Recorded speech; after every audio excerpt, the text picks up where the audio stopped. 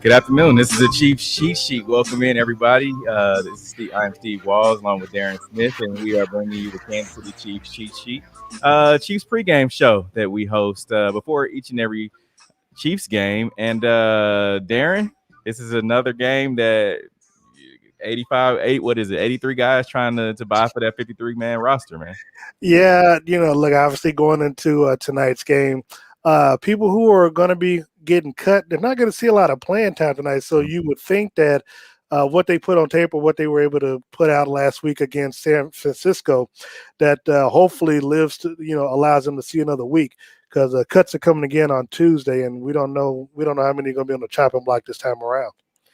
That is very correct. Now, it's funny because you have all of these guys that when you get to the third and fourth quarter, that we know with the first and second quarter, the Andy Reid has come out and said that the starters will play, and that they will play up into the first half. Now, third and fourth quarter is what gets interesting about those players, and it's like, okay, do you let up, or are you going to keep your foot on the gas? And I think that all of these guys will be keeping their foot on the gas because they want to make that roster. No, I agree with you 1,000%. I think that's something. And Steve, they're saying I'm not having any audio on your end, so I'm not sure what's going on with that. But but to that point, we'll let you get that part fixed. That's just something that when we look at it, it's it's a situation where the Chiefs. Well, hold on. Let's go ahead right quick. Let me make sure we got the audio on point.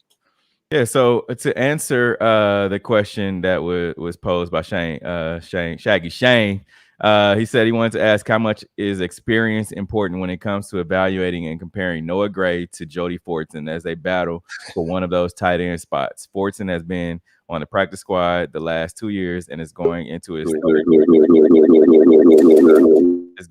third year. Knowledge of the offense, and Gray as a rookie. In your opinion, who has the edge and why? I would definitely say that it's. I would say that it's Jody Fortson. When you look at Jody Fortson now, and there's only one caveat to that. I do believe that the Chiefs will keep all of the tight ends. I do believe that, but who the edge definitely goes to Jody Fortson, and the reason why I say that is because he has more of his ceiling is higher. He's played the receiver position, so he knows that position now. Not only does he know that, but he also knows the tight end position. He's put on, I believe, 15, 20 pounds of muscle over between last season and this season, and he adds more to what they want to do. They want to have a strong tight end who can do more than just block, who can go get out in space and run. And I think Jody Fortson is that guy. Yeah.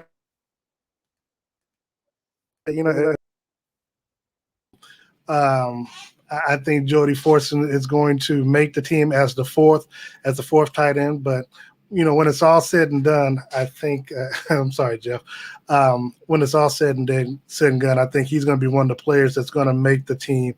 But I think, just trying to deal with the audio issues, I think the player that we have to worry about the most is going to be McCole Hardman. Look, there's even though he's scheduled to make the team and probably the number 2 wide receiver, we need to see whether or not he's going to be the one that's going to take that number 2 receivership, unless it's going to be someone like Byron Pringle. I agree. When you look at Byron Pringle, let's just look at the wide receivers. You have Tyreek Hill, you have McCole Hardman, and then there's Demarcus Robinson, Marcus Kemp, like you said, Byron Pringle. And there's some other guys, and I think those 5 wide receivers would definitely be on the team. But then the other guys that you have to look out for are, of course, the guy that's been trying to make the team for the past 3 to 4 years is Garrett Dieter. You have Maurice French. You also have Doris Fountain, Cornell Powell, Darius Shepard, and Dalton Schoen. So out of those guys that's on that 4th string, starting with Dieter, who do you think is going to make the team? Be honest, obviously, when you've got Patrick Mahomes that's always out there rooting for, I think Dieter has the best chance of making it. You think so? Yeah. I don't know. If it comes down to Cornell Powell and Garrett Dieter, I would have to say Cornell Powell is going to make the team. Really, you think Cornell Powell? I do, and the reason I say that he's younger than Garrick Dieter. Garrick Dieter hasn't been able to get on the field. He's been on a practice squad, right? Last year he was activated to the roster, but he played special teams. If you're going to keep a guy, you want to be able to keep a guy that you can throw in there. I'm not saying you can just throw him in there all the time at receiver, but he can get some reps at receiver when needed. Yeah, the only thing that worries me about Powell is that he hasn't been able to pick up the offense as much as we thought that he would. Being one of the great draft picks for the Chiefs, but we've got to see what he's able to do coming out of tonight's game, because there's no guarantee that he's going to make the team. I think so. It would definitely be surprising to me if he doesn't. And the reason I say that is because you don't go draft a guy and just let him walk. If you're going to cut him, I think he would make someone else's 53-man roster. He has too many attributes. When you look at what he did in college at Clemson, right? And then there's a lot that goes into play when you want to get a young guy and then make him play as a rookie, as a true rookie. You got to be definitely an exceptional player if you're going to play in Andy Reid's offense as a rookie. We know that. Yeah, I mean, that's not really hard to disagree with. I mean, but the thing is, they're going to have all the opportunities that they want to be able to play with Andy Reid and within his offense. But again, if they don't know the playbook, like that's one thing Andy Reid told us the other day when we talked about how many the players trying to get on the field that's trying to make the team. They have to show that they understand the concept, that they're providing depth on special teams, but again, learning the playbook. And if you don't know the playbook, which we would see in practice. So if they're not showing it in showcase in practice, we're not going to see it on the field tonight over in Glendale. And I know last week we talked a lot about the offensive line. When you look at last week's game, how did the offensive line look to you? Because to me, it looked like they were able to do what we thought that they were going to do. It seems like they're gelling a lot more than what they did in let's say the first 2 days in training camp. Well, when it comes to how they looked, I mean, they only played like 11 snaps together, right. So they look good. Don't get me wrong. They look good. Don't get me wrong. I mean, because that's what the expectations of what we're hoping that they do. Kind of, to me, in my opinion, they look good for what we saw. Now, obviously, tonight with Patrick playing an extended series, perhaps going deep into the second quarter, we'll get a chance to see more of them together as a cohesive unit. I mean, it's easy to see what we see in practice every day because they're not going full speed. This time around, because they're going to be live action against a different opponent, we get a chance to see them more consistently. And this is really what I want to see. If Patrick's going to be in for 2 series, I'd like to see him in for 2 long series to where they're going up and down the field. Here's the thing. I'm convinced that Andy Reid does watch our show. And the reason why, he watches our pregame show, right? The reason I say that is because last week, what we talked about, how much. He at least heard about us. We talked about how much Patrick's going to play. And what did I say? Patrick, I don't think if they go down, march down the field, and granted, they didn't score. Right, but they had some good reps on what would they get? You said 11 plays.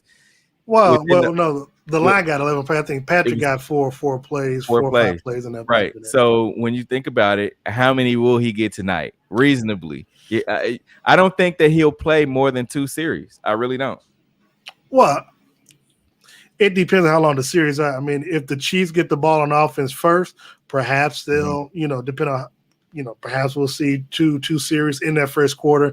If the Cardinals get it, then we'll have to see, just how long that series goes. And then, what the Chiefs put on when they first get on the field. Once they do that, if they score or if they go 4 and out or 3 and out or whatever, then I think obviously we'll see them again. But, I mean, at the end of the day, look, I'm old school. It's important for me to see Patrick with this, with this offensive line and live speed, because when you go up against the Cleveland Browns in the first game, that's going to be real live action. I mean, it's going to be full speed, full steam ahead. And if he doesn't get look, we're not thinking about Dak Prescott, because Dak's not going to play till he gets against the Tampa Bay Buccaneers, and I think he's going to pay the price when that happens.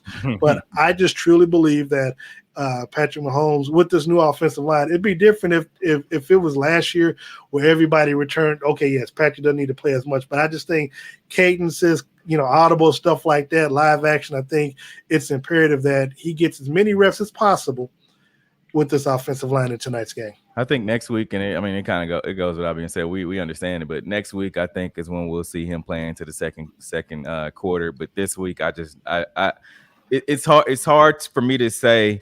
You have to remember. You talked about Dak Prescott. Patrick Mahomes is coming off of toe surgery. He's still coming off, whether they want to say it or not. He's still surgery, and so for them to just Patrick can do. We know what the offensive line is supposed to do. They've come out and said that they want to be aggressive. They want to be the attackers, right? So with that being said, I get the cadence deal, but throwing a quarterback back there, you could throw me or you back there, and they still are supposed to have the same responsibility. They're still supposed to not let us get sacked, right? Well, that's it'll be a little different. Andy's gonna call the plays differently, though. I mean, if you are back, there, you're probably gonna call the same thing. But I'm saying, compared to Chad Henne, Andy is gonna call the offense differently than he would with Patrick back there. And Patrick, look, Chad Henne's not gonna run and scramble 500 yards in the backfield or whatever. That's something that Patrick does. So that's the only place where I would disagree with you at. Now, look, as it relates to next week, they might get in for a couple of series, because it's going to be the final game before the season, I think. But they'll have 2 weeks to prepare. Yeah, but what I'm saying is preseason is going to be the only preseason home game. So had the Chiefs been at home tonight, it'd be different because you could play them a couple halves or at least first, second quarter, and the home fans would get a chance to see him. They're probably not going to see much of Patrick next week, which is could be disappointing with fans paying that kind of money to come see a preseason game. Fans already. If you're a Chiefs fan and you're watching, and you're headed out to GEHA Stadium, GEHA Stadium next week at Arrowhead. And Mama named them Arrowhead. I'm calling them Arrowhead Stadium. You don't expect the starters to play. Look, and I know, and every single Chiefs fan knows that the starters won't play much. It just. I agree with you there. Yeah, I agree with you. Guys play, and I just want to shout out a couple people that are watching real quick. Everyone that's watching us on YouTube Live and everyone watches us on Facebook, we appreciate it. Slim, what's up, buddy? He said he can't forget about the linebackers, Bolton and Willie Gay looking like beasts. I agree. I definitely agree. We got a chance to talk to Nick Bolton, Willie Gay earlier this week, just about what's been going on with him, because we haven't gotten Willie Gay, and he didn't get to play last week, and he was just talking about how much that Anthony Hitchens and a couple of the other guys, the veterans, have shown him the way pretty much, and that communication is definitely where he wanted to be right now. Well, I'll be honest. I mean, looking at players in their, when they're in shorts and jerseys versus when they're in pads, Willie Gay's, he looks like a stud up close. I mean, he looked like somebody you're not trying to meet in the alley in the middle of the night. I think, it's there's going to be a good opportunity for both he and Nick Bolton. I mean, look, with what we see in tonight's game, the Chiefs' future is going to be out here on the field tonight, especially when you look at the defensive side of the ball. We get a chance to see a lot of the defensive backs. But Willie Gay, being able to call some plays. I'm not sure how much of Anthony Hitchens we're going to see tonight, but to see, Willie Gay and Nick Bolton get a lot of the reps in tonight's game, I think it's going to be good if you're a Chiefs fan looking forward to see what the future is going to look like.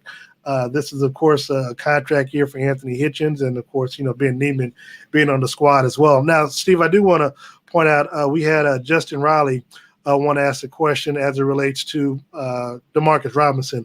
Will he compete for the number 2 receiver spot? As he said, Hardman had a lot of drop passes last season. So I think he will. When you think about a lot of people don't give Demarcus Robinson a lot of credit when it comes to the speed side of things. We know he's had some drop passes last year, but Demarcus Robinson is a lot faster than people think. They think that, Tyreek Hill and Mecole Hardman are the speedsters. No, Demarcus Robinson is right there with those guys, and he's a much bigger receiver than Mecole Hardman. But here's the thing, and I don't know if you agree with me, Darren, and I don't know if there are viewers watching us will agree, but when you have Mecole Hardman on special teams, I think that kind of comes into play and it affects his receiving game. I really do, because you think about it, he's taking a lot of hits on whether it's punt return, whether it's kickoff return. He'll take a lot of hits when it comes to that, and that takes a lot of focus as well. So when you think about him being a number two, how many number two receivers have been? If you can remember, how many number two receivers have been in the or top receivers in the league have been, effective receivers along with playing, punt return and kickoff return. I mean, in recent memory or recent history, I can't think of any of them, because, I'm thinking of like Detroit Lions when they had Herman Moore, Johnny Morton, or, the St. Louis Rams when they had the fastest show on turf. That's a good point that you bring up with Demarcus Robinson. The thing is, and he's had his opportunities, we were there, I think it was in Oakland where he had the big game a couple years ago when the Chiefs marched on and won the Super Bowl. So he's capable of putting up big numbers, and he's capable of being a number two receiver. One of the conversations that I go back to that I've had with DeMarcus is that, and this was last year during the time, is that he feels that he can be a 1,000-yard wide receiver. The only issue, or I don't even call it an issue, but the only thing is that Patrick is someone who will literally pass the ball around. There were games last year, you and I know, Steve, that Patrick had like 10 different receivers that he threw the ball to. So if he's throwing it to that many different receivers or running backs, and he's going to focus a lot on Tyreek Hill and Travis Kelce, well, it's not going to give a receiver like Demarcus Robinson an opportunity to actually get the number of catches necessary and the number of yards necessary if Patrick is spreading the ball all over the field. Now, and I know Robert Nutt has joined us. He said Deshaun Jackson. Yes, Deshaun Jackson. I forgot about Deshaun. But here's the thing. Yeah. Deshaun Jackson was real. There's no comparison when it comes to if you try to compare Deshaun Jackson, was the number one wide receiver, though. He was. But here's the thing. Deshaun Jackson compared to Mecole Hardman, there's a big drop-off. So that's what I'm saying. You got to be a different kind of, like, I think Tyreek Hill could probably do it, but when you got to be a different kind of guy to be able to still play kickoff return, punt return, and then be a number one wide receiver or even number two.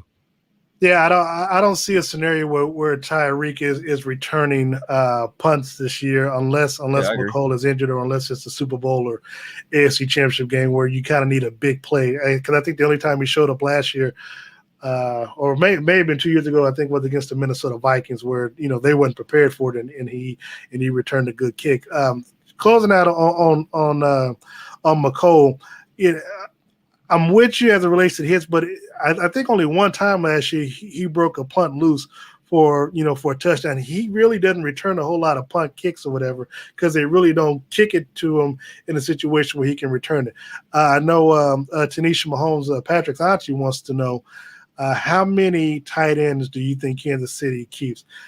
I think Fortson makes the team, so I would say 4. I know that's a stretch, but I think he makes the team. I agree. I would say 4. You have all these guys. Look, if they're gonna keep 4 tight ends, and you got to remember that Blake Bell is not really a pass threat tight end. He's there for his strength at blocking, right? Which is a telltale sign. So if he's in there, they're gonna know that they're running. Exactly. So then you have, of course, Travis Kelce. Then you have then you have Noah Gray, which he's a rookie, and then Jody Fortson. So if they go and put Noah Gray on practice squad, I wouldn't even be mad at that. But I really believe that they're going to keep 4 tight ends. I got a question for you, because I know somebody asked us about our predictions for tonight, but looking at this and looking at what Kansas City can potentially look like this upcoming season, if you're Andy Reid, you generally already know who your top 46 players are, or even your 53. I got a chance to ask this question, and you were there, of course. But if you're one of these players that's on the chopping block, what do you need to do to show Andy Reid that I'm good enough to make this team if you haven't already done so already? It's going to have to be, I mean, like they say each and every year, special teams.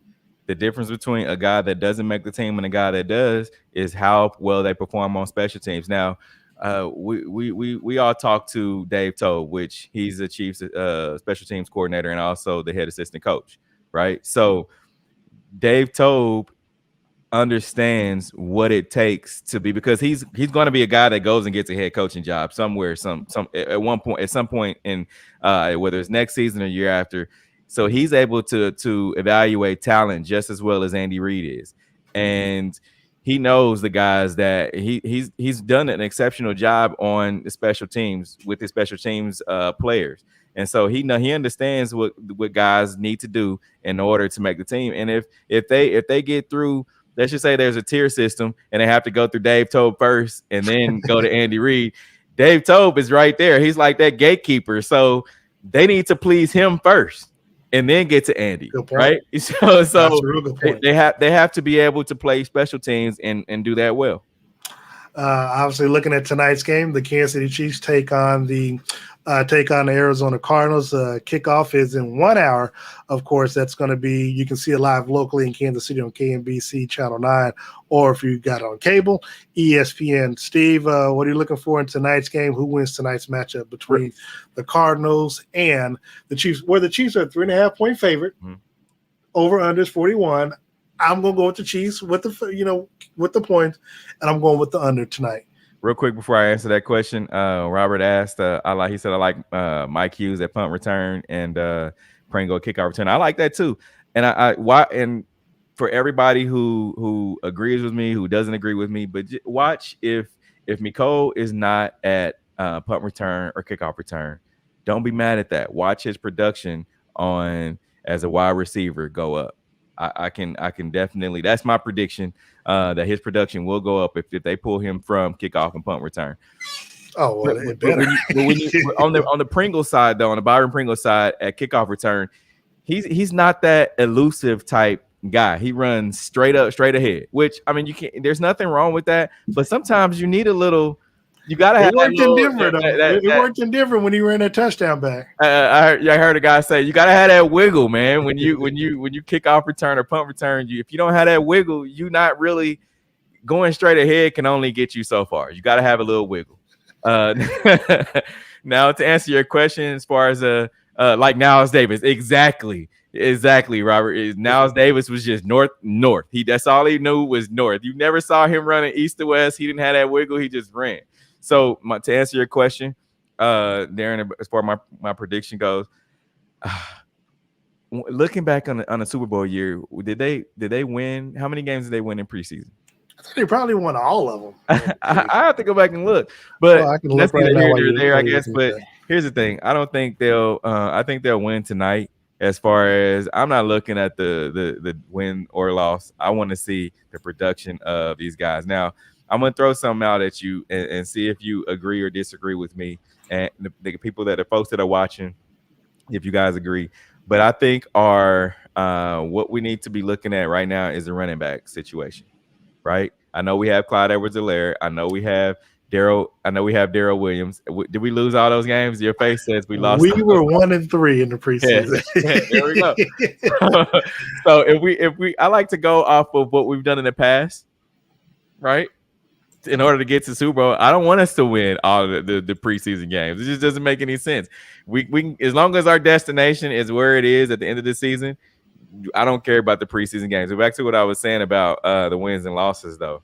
And the running back situation. I like Clyde. However, I don't feel like he's the guy, right? He's gonna have to prove.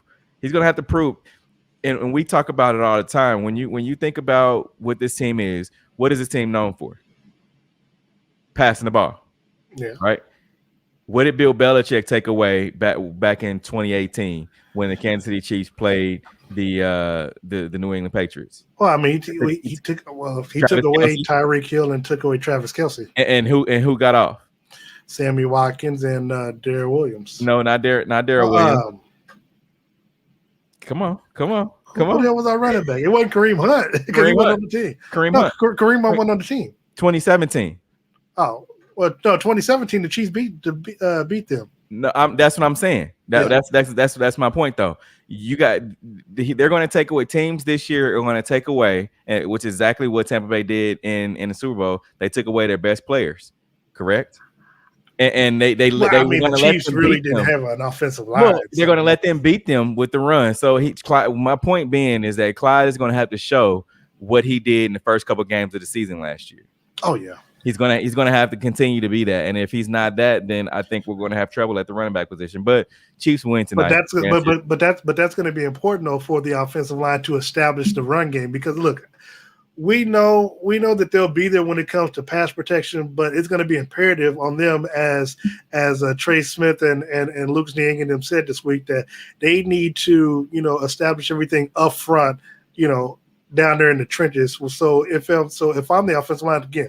What I'm looking for, I'm just looking at offensive line play with this first team unit. Can they open up holes for the run game like they did last week, where Clyde had a nice 10-yard run? I think it was on first and second down where he got a 10-yard gain. Can they continue to do that? How aggressive would they be when it comes to run blocking versus pass blocking?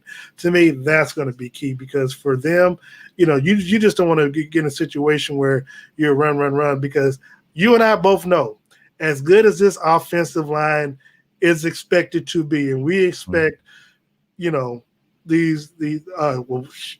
be honest, we expect them to damn near not give up any sacks. I mean, Lucas Niang, according to the kid out of Washington, the Washington football team, the D lineman out of there, said that he was the best lineman that he went up against, that he faced when he was in college. Chase Daniels or Chase, I guess it was Chase Daniels or Chase Williams, whatever the kid's name is out of Washington. Obviously, Creed Humphreys didn't give up any sacks. Trey Smith, was an all SEC performer and a 3-year, 4-year starter out of Tennessee. We know Orlando Brown is a Pro Bowl at both sides of the tackle position. And of course, Joe Thuney is an All-Pro and was an All-Pro when he was protecting Tom Brady. So when you look at that and when you look at this offensive line, you think, and a lot of people talk about, well, our run game should be better. But you and I both know Andy Reid, it is in his DNA, Steve. It is in his DNA to want to throw the football. And his mindset is going to be, if Patrick Mahomes is protected and has all this time, well, hell, why am I going to run the ball? I want Patrick to throw the ball and chuck it down the field. I agree. You hear no pushback for me when it comes to that. Now, it's just going to be the camaraderie for the guys down front. That's just what it's going to have to be, and that's where they're going to get it from, is in the preseason. Training camp's over, so there's no more of that. So no. Training camp to St. Joe's over. We return to training camp on Monday. Right, but here's the thing on that though. You still have to have that cohesiveness, and that's what you got when you were in St. Joe. There was no going home. They were just going back to the dorm, and they were just being around each other 24/7 unless you're sleeping, right? True. So when it comes to the offensive line, we're going to have to see them within these next couple of games, see what they're able to do. Yeah, no, I'm with you. I mean, I just think at the end of the day, I think we'll be proven right. I think this offensive line, if they can get through the first 7 games, no, trust me. I think Orlando Brown is a game time player versus the practice time. So don't. Hey, that's what he said. That's what Orlando Brown said. He said it. So watching me in one-on-ones, I'm not working on. I don't care about getting beat. All I care about is working on technique. That's what Orlando Brown said, and that'll stick with me until the end of the season. No, that's gonna stick with me for game 1, because when we see what he's like going up against Jadeveon Clowney and Myles Garrett and that Cleveland team that's gonna come in hungry, if he can have a good game, keep Patrick upright, I think sky's the limit. But look, they got to get past Cleveland. They got to get past Washington. They got to get past Baltimore. Obviously, Buffalo as well. If you can get through those early games where you're facing 5 out of the 7 teams in your first 7 games that actually made it to the playoffs. If that offensive line can hold up against those type of defenses, sky's the limit.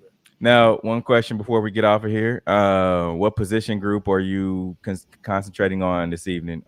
Last week, if we talked about it, it was the offensive line. But what position group are you checking out? Well, I'm still going to see the offensive line just to see how they hold up. I mean, because you got a new unit, and then even the second unit, you got to see how they gel together. But outside of that, I think the Willie Gay, I think the linebacker position, I mean, we can easily say we can go down and talk about the wide receivers as well. But I think on the defensive side of the ball, I'm going to be more focused on that. I want to see what Willie Gay and Nick Bolton are able to do when they're in the game together, and then of course seeing how our defensive backfield holds up as well. Because you got to remember, I don't think the Cardinals are playing their starters in tonight's game. So it's not going to be a fair apples to apples comparison of what we see. But again, I'm more concerned about what our players look like versus what the Cardinals look like. Darren, another good show. It's been fun. Remember, you can catch myself, Steve Walls, Darren Smith, the Kansas City Chiefs cheat sheet before each and every Chiefs game. It's gonna be fun, man. Coming up this season, we have one more game. Hey, the good thing is we are back at the game next week, man. And look, everything, if everything works according to God's will, we'll be traveling on the road again. So we'll be. This will be the last time we should be in the studio. From here, we should be at the sites of the games, and then going into the playoffs, and then Los Angeles. So, Aaron, where can folks find you broadcasting this week? Well, you can tune in on Sunday morning, Sports Radio 810 WHB with The Ship with Darren Smith from 9 to 11, Monday through Friday, ESPN Kansas City with Darren and Sterling with my co-host Sterling Holmes, and of course Facebook, Twitter, Instagram, all that good stuff. Just find me. I'm around. All right, remember, you can find myself at Steve Walls KC with the W Show Saturday mornings. We'll be broadcasting live tomorrow morning, 11 a.m. to noon Central Time. If you're not in Kansas City, that's at the W Show KC on social media, 100.1 FM. Until next week, we are out of here.